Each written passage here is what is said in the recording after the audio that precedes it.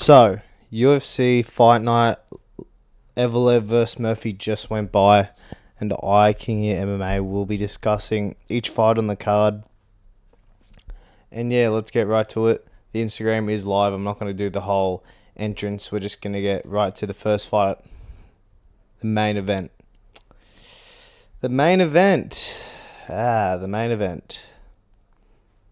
A lot of people would say it was a robbery. I don't know where this is coming from. He's obviously hearing. Wait, hold on. Always do this. There we go. A lot of people call this a robbery. I thought it was a draw. I thought this fight was a draw. For 1, 2, and 3 were definitely Evolev. You take the point, not Evolev. 1, 2, and 2 were Murphy. 3, 4, 5 Evolev.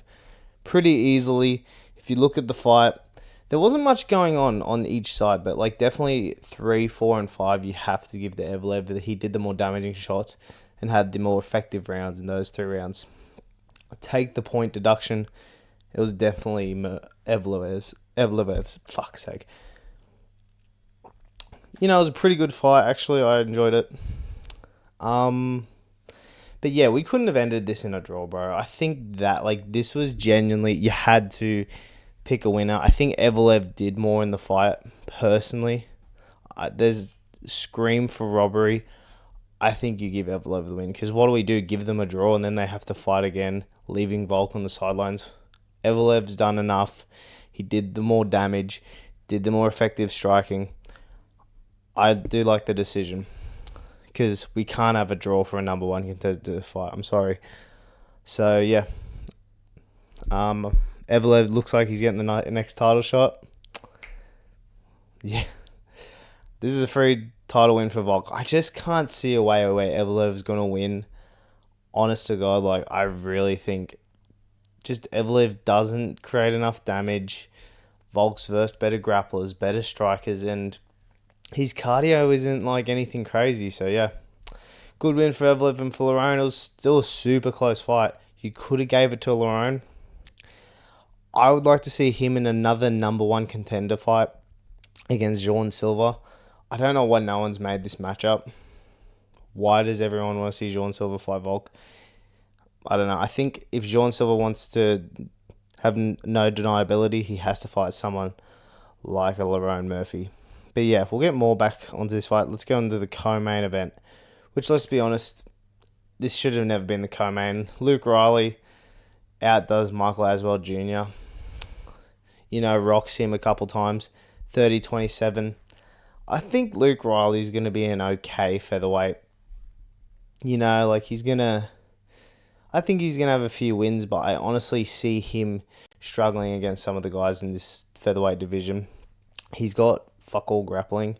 Mike Aswell Jr. decided to strike with him and had a pretty decent fight, but was obviously the step behind.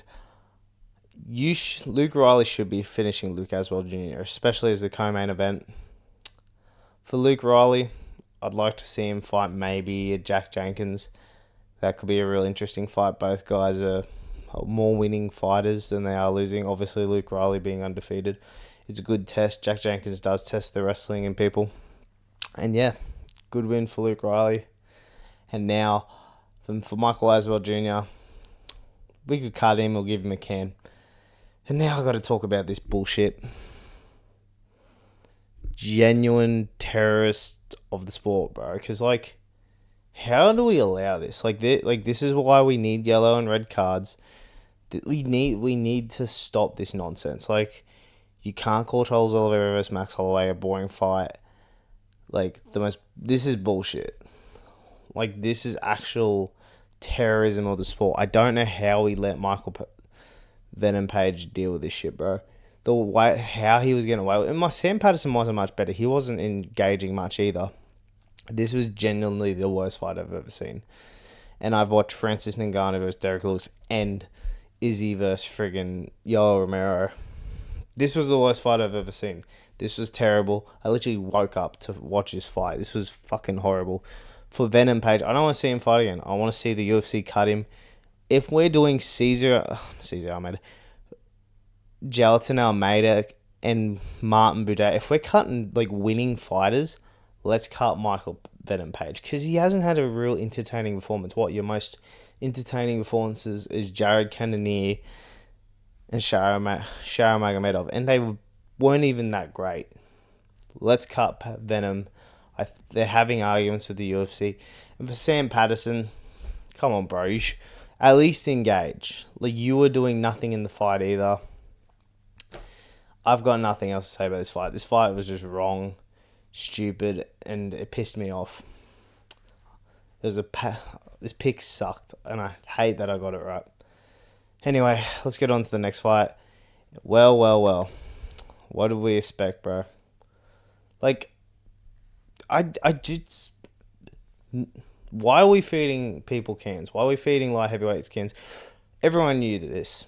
Everyone knew that Austin Lane was going to get slimed out in, like, literally a minute. And it's exactly what happened. Like, genuinely, why are we doing this to, like we knew this was going to happen. It's a bit of a hype train, but I'd love to see Ivo Baraniski fight someone half decent. Maybe a Ivo Aslan, maybe a Jimmy Crute, maybe a fucking Cesar Almeida. Like, you know what I mean? Like, someone that's half decent. But it was a good knockout. But, like, it's good to have something like that on this card. I'd like to see him fight maybe someone up in the light heavyweight, like top 20. Don't think we give him someone ranked yet.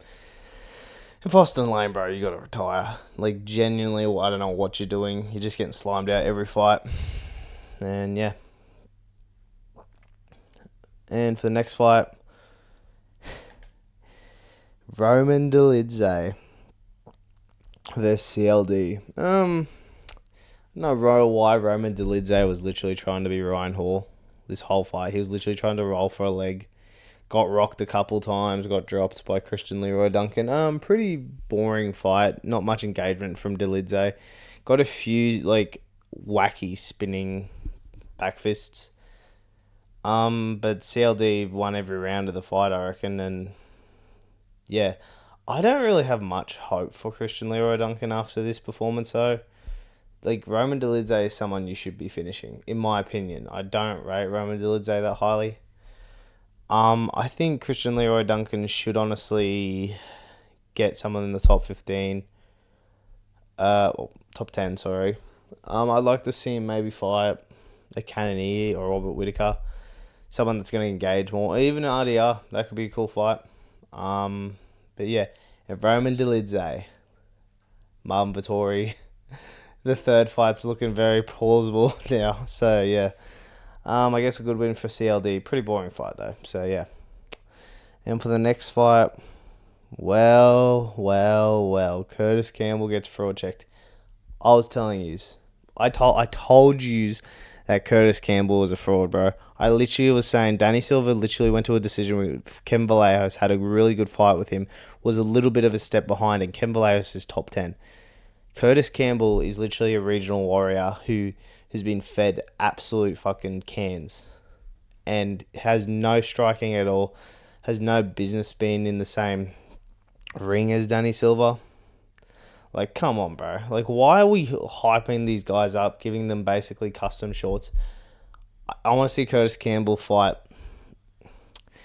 a bottom featherweight. I don't think he cut him after this, but, bro, he got nearly knocked out so many times.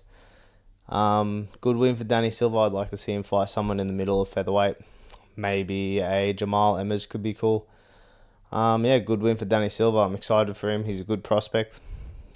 And yeah, his only loss is Ken Vallejos.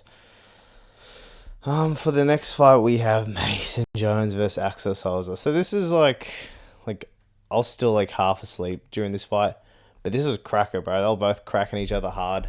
Obviously, Mason Jones had the better moments in this fight, but this was a great fight, man. Dude's a legit warrior.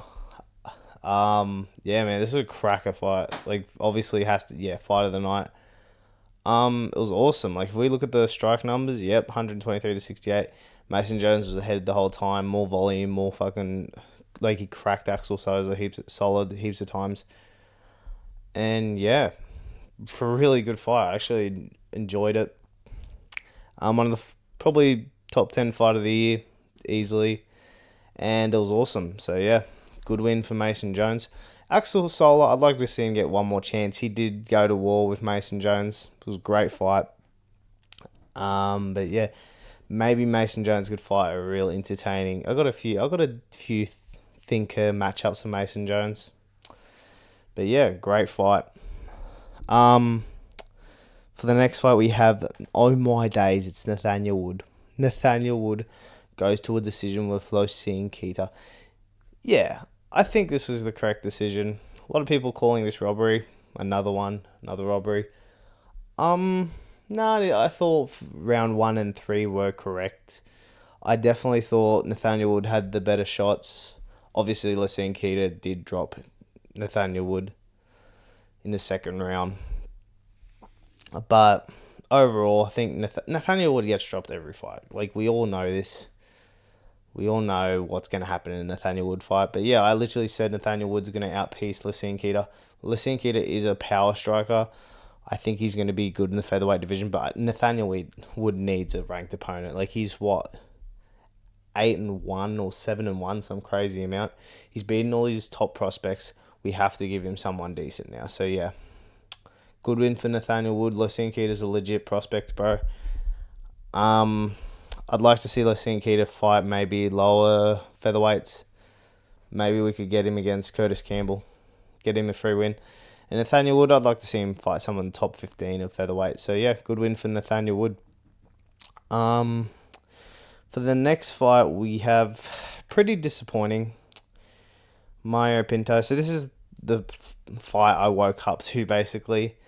And God, it was fucking terrible. Like, Mario Pinto was literally hugging and, like, it was just a disappointing fight. It was just, like, Mario Pinto was very, like, skittish. He, like, was basically just hugging it up against the fence the whole time.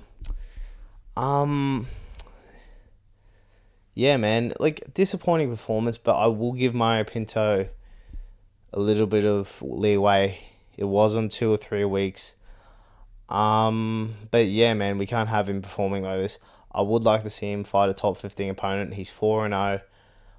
Should be finishing people like Felipe Franco, but I'll give him benefit of the doubt because it was a short camp.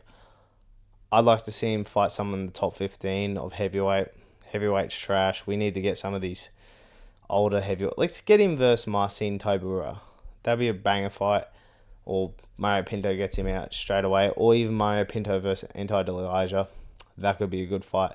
And Felipe Franco, another heavyweight added to the rankings. And yeah, let's go to the next fight. It was pretty boring overall. So the next few fights, I just glazed over them, basically. I'll tell you which ones you could watch the whole fight. Felipe. Mantis Kontrafkis. I saw the highlights for this one. I did hear that he wasn't as dominant as people were hoping. But he did win the fight overall, 30-27. But if you ain't doing that to Antonio Tricoli, you should be finishing Antonio Tricoli. I thought Mantis was going to win by submission because of some of his regional wins. You should be finishing Antonio Tricoli, so I don't expect much from you if you're not finishing for Tricoli. And for Tricoli, he's getting cut. We could see him versus Medina. I'm just saying, this would be a banger matchup for Antonio Tricoli. I'd love to see that fight. But yeah, I guess it's not a good win because Antonio Tricoli is 0-4 in the UFC. So yeah. And man, Australia's got a new heavyweight, man. I did see the whole fight. It was literally a minute long. Brando Perich beats the shit out of Louis Sutherland. Has some early moments, Louis Sutherland, but just, couldn't get anything off. Brando Perich literally knee up the middle, crack, bang. Basically just fucking smokes Louis Sutherland. Brando Perich, man, from CKB. Super impressive. I'd love to see him fight. I could see a top 15 guy for Brando Perich. It's just such a fucking shit division heavyweight. Like, Brando Perich could be a top 10 fighter, man. So, but I'd still would like to see him maybe fight a Vitor Petrino, maybe a Mick Parkin. someone in like that top 15 range, not top 10. But yeah, good win for Brendo Pericic. For Louis Sutherland, I don't think they're going to cut him. Heavyweight, like I said, is very shallow, very shit. There's only about fucking 20-something on the roster, so good win for Brendo Pericic. Louis Sutherland, I guess we could feed him to Stephen Asplin. And yeah, good win for Pericic. I'm going to be honest, I didn't see the last two, but I'll tell you what I heard. I heard that Shamrock basically was being a little bitch the whole fight and was like, oh, let's tap hands. Let's tap hands. Basically being a little pussy, complaining that how he didn't win the fight when Abdul Karim Al-Sawadi, and guess what? This is the only fight I got wrong in the whole card, which is insane, by the way. And what was funny, I was going to choose Abdul. I had a feeling Shamrock was a little bit of a fraud, but his IBJJF background did say something to me. But guess what? I should have chose Abdul Karim. Good win for Karim. I think he's on a 2-fight win streak in the UFC now. And Shamrock, you're a fraud. Get the fuck out of here, boy. You pussy. And what I heard was this was an absolute domination. Chanel Dwyer had a nice head kick and then finished her with ground strikes. Ravina Oliveira, you should be doing that to her. She's 0-3 in the UFC now. Kick her out. And Chanel Dwyer, she's an interesting prospect in the women's strawweight division. So yeah, she'll be good. But overall, like I said, I didn't watch most of the fights. I was fucking asleep. I'm an Aussie. I'm not waking up 4 o'clock to watch Shamrock versus Abdul. But let's talk about the main event more.